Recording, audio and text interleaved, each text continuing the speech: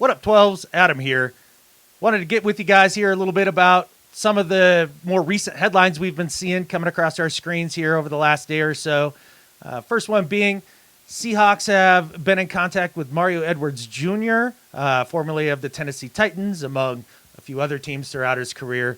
Originally, I believe, a second-round pick from the Raiders, a guy that isn't considered a superstar, but good against the run, solid in a rotation.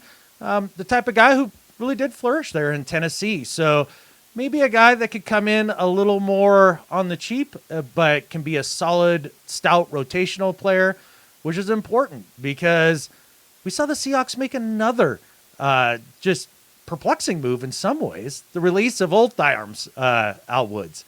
And I was definitely surprised to see this. Out of all the wholesale changes I would have liked to have seen on the defensive line, Al Woods would have definitely been one of the guys that I would have had stick around, him and possibly even Shelby Harris.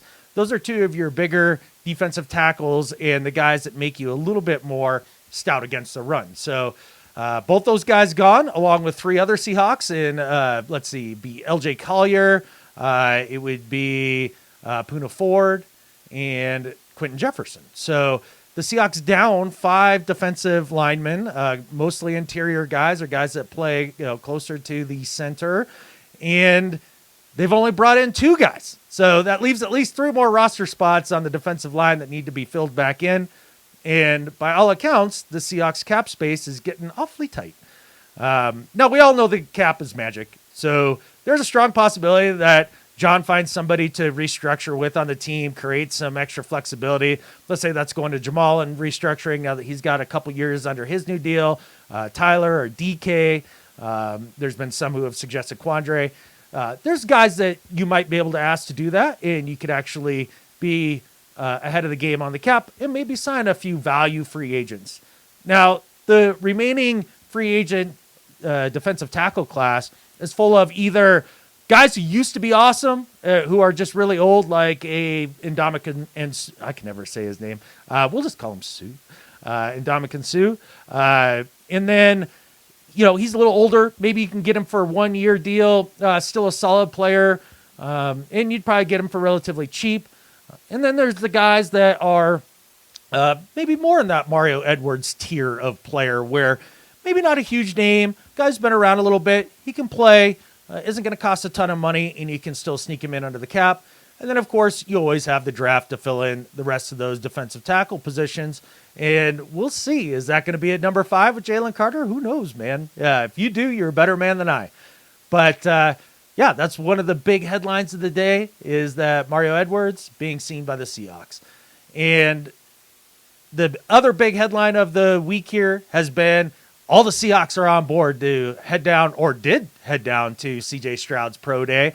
And it was all hands on deck and, big hoopla, lots of Twitter references and headlines and all that stuff. My take on it is this: is CJ Stroud going to be available at 5? Almost certainly not. Almost certainly not.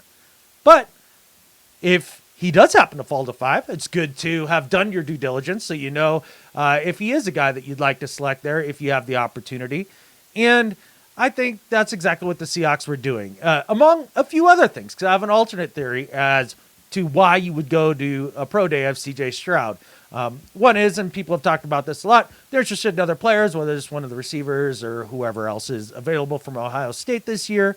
And then my personal favorite, and I think this makes a lot of sense, is that when there is a guy who is considered to be the top guy in that draft class, a guy that you think can be the man coming into the league, you want to see what he looks like in a pro day. What does he look like through the draft process? Because there may be a day that you are in position to draft that guy. And at that point, you want all that information of comps, guys you've seen before. And I think that's a lot of what this is. Let's go take a peek at CJ Stroud, see what he's all about. And then if he's wildly successful in Carolina or wherever it is that he ends up, then you have a bit of an idea of to the makeup of at least one more successful quarterback in the league. And it'll help you drafting going forward. So what say you 12s? You excited by this Mario Edwards visit? Are you a little concerned about where the D-line is heading, even though this is us getting exactly what we asked for? What do you think of the Seahawks visiting CJ Stroud? Does that mean that they're more interested in a quarterback than maybe some of us think? Leave your comments down below. If you dig this sort of thing, like and subscribe as always. We appreciate it. And with that, there's only one thing left to say. Go Hawks.